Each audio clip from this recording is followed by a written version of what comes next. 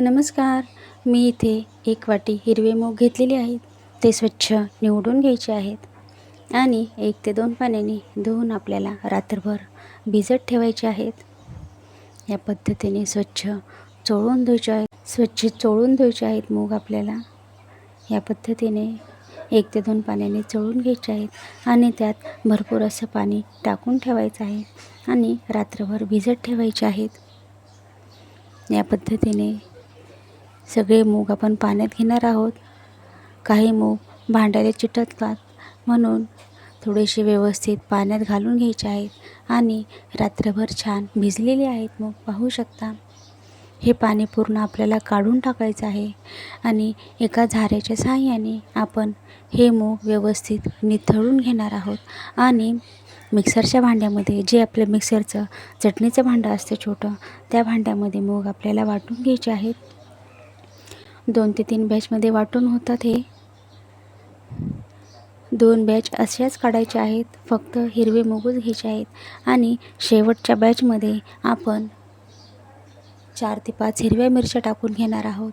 भरपूर अशी कोथिंबीर टाकायची आहे आणि थोडंसं मीठ टाकून घ्यायचं आहे आणि जिरे देखील इथे टाकून घ्यायचे आहेत. छान वाटून घ्यायचं आहे. पाहू शकता, छान वाटून झालेलं आहे आणि हे पूर्ण बॅटर आता व्यवस्थित मिक्स करून घ्यायचं आहे. त्यामध्ये मी इथे 1 चमचा तीळ देखील टाकून घेतलेले आहेत आणि पाव चमचा हळद टाकून घेतलेली आहे आणि इथे परत मी कोथिंबीर बारीक चिरून मिक्स करून घेत आहे त्या बॅटरमध्ये. दुसरीकडे तेल तापत ठेवलेले आहे. छान तेल तापल्यानंतर आपण भजी करून घेणार आहोत. पाहू शकता, छान व्यवस्थित बॅटर आपलं झालेलं आहे आणि तेल देखील छान तापलेलं आहे.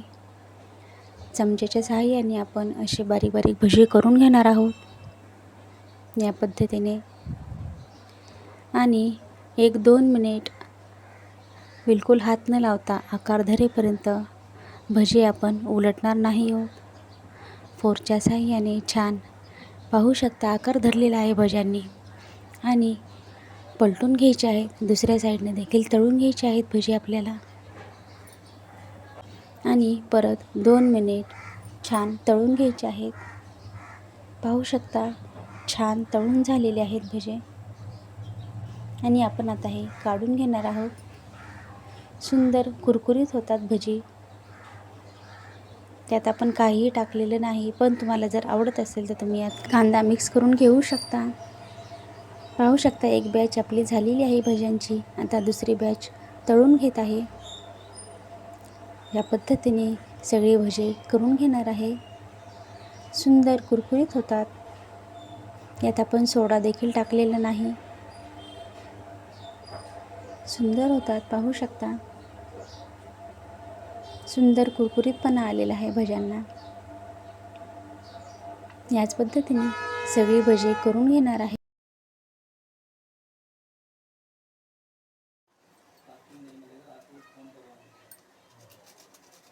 पाहू शकता, छान कुरकुरीतपणा आलेला आहे भज्यांना. बाहेरून कुरकुरीत आणि आतून मऊ लुसलुशीत भजी तयार होतात. मुलं अशी मुगाची सातळ किंवा उसळ खात नाहीत, त्यामुळे त्यांच्यासाठी छान प्रोटीनयुक्त भजी तयार झालेली आहेत. पाहू शकता आणि ही आरोग्यासाठी खूप चांगली आहे. हिरवे मूग खायलाच पाहिजेत. असे ना तसे मुलांच्या पोटात जाणं महत्त्वाचं. या पद्धतीने नक्कीच करून पहा. माझी रेसिपी पाहिली त्याबद्दल खूप खूप खूप धन्यवाद.